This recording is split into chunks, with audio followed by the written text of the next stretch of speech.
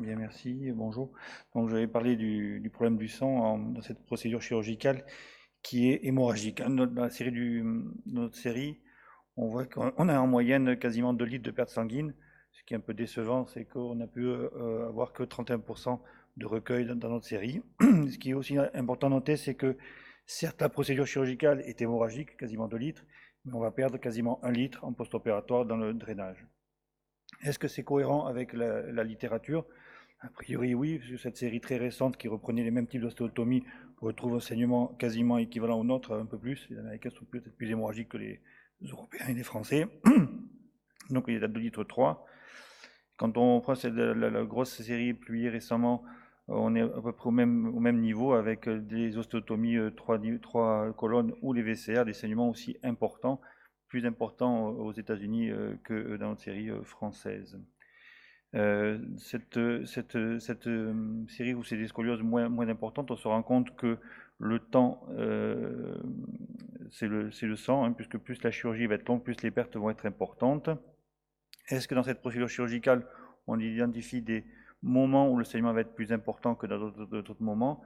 Oui, dans la mise en place de l'ostéosynthèse des vis pédiculaires, le saignement va être plus important, et lors de la réduction de la déformation, ce saignement va être plus important. Donc comment le gérer? On peut faire simplement en criant à travers le champ et espérant que la personne entre 2 cafés réagisse et balance du sang rapidement.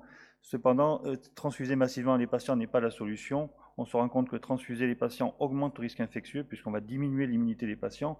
Et on se rend compte aussi quand on transfuse brutalement des patients, on a des troubles de la coagulation, donc on va augmenter cette cascade hémorragique. Donc en fait, il faut l'anticiper, il faut communiquer avec la personne qui est sur le côté du champ avant l'opération, pendant l'opération et après l'opération. Donc au final, on peut faire une prévention préopérative, intra-procédure chirurgicale et post-opératoire. Donc en préopératoire, comme c'est vous qui avez votre patient et c'est le chirurgien qui pose l'indication chirurgicale, vous pouvez référencer votre patient à la consultation anesthésie avec un bilan sanguin. Ça permettra de gagner du temps puisque tout le chirurgien est extrêmement pressé, il veut opérer vite ses patients. Donc c'est repris de la chirurgie hémorragique orthopédique de hanche. Donc c'est sûr que si on commence avec une hémoglobine inférieure à 10 grammes par litre, forcément il y aura un problème pendant la procédure chirurgicale. Donc on peut prévoir et augmenter cette hémoglobine préopératoire.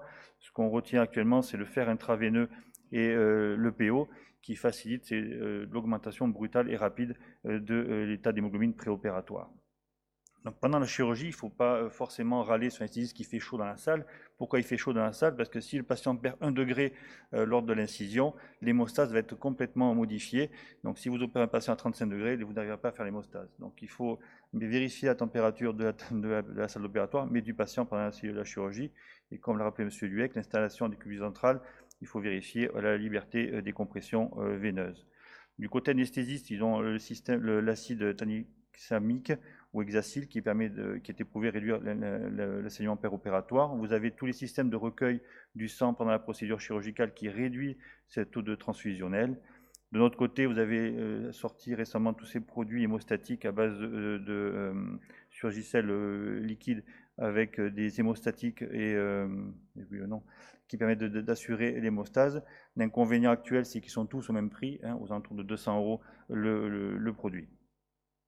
Alors sur le plan technique, on peut réduire le saignement de la procédure d'ostéotomie avec les systèmes modernes de fraises diamantées qui vont permettre une hémostase et surtout le bisturie ultrasonique. Quand on utilise les fraises, le jour où on enroule une racine, ça fait très peur.